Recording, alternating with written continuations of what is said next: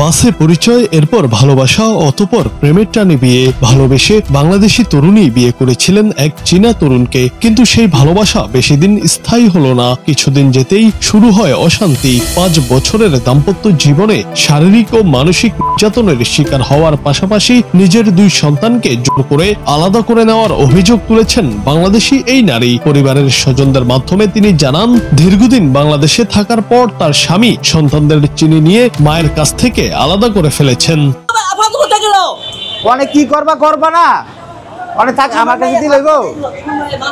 কি পাসপোর্ট তুমি কাটি পাসপোর্ট দেখলো তুমি না পাসপোর্ট দিব না, পাসপোর্ট দিব না, না দেখবো, আমি দাও তুমি দাও আমার তো দে পাসপোর্ট দেখলো, সবাই পাসপোর্ট দেখলো কি সামনে হইবো।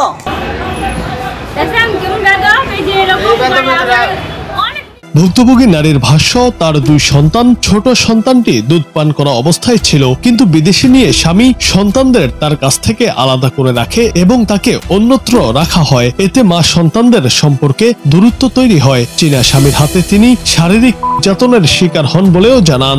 শরীরের বিভিন্ন স্থানে আঘাতের দাগ রয়েছে বলে দাবি করেন বাংলাদেশি এই তরুণী। তার অভিযোগ, বাজার করা, প্রয়োজনীয় খরচ দেওয়া বা ঘরের দায়িত্ব নেওয়া সহ যে কোনো স্বাভাবিক অনুরোধের পরেই স্বামী তাকে মারধর করেন, অর্থাৎ পান থেকে চুন খসলেই তাকে মারধর করেন স্বামী।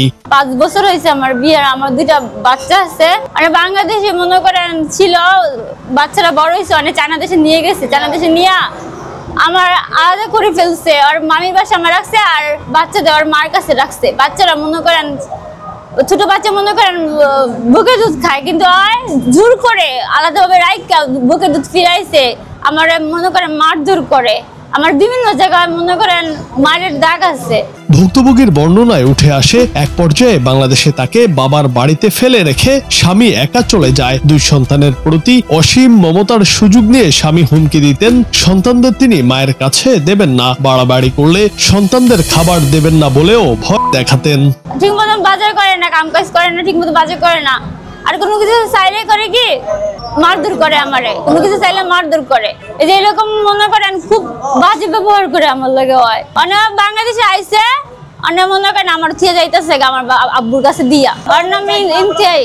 চীনা ওই যুবকের সঙ্গে বাংলাদেশি এই মেয়ের পরিচয় হয়েছিল বাস যাত্রার সময়। পরবর্তীতে দুজনের মধ্যে সম্পর্ক গড়ে ওঠে এবং কোর্ট ম্যারেজের মাধ্যমে তারা 5 বছর আগে বিবাহ বন্ধনে আবদ্ধ হন। কিন্তু দাম্পত্যের বেশিরভাগ সময়ই ছিল অশান্তিতে ভরা, এমনটি জানিয়েছেন ওই তরুণী নিজেই। এমন পরিস্থিতিতে তিনি এখন নিজের ও সন্তানদের নিরাপত্তা এবং আইনগত সহায়তা পাওয়ার আকুতি জানিয়েছেন। জুনায়েদ আহমেদ, বাংলা টিভি।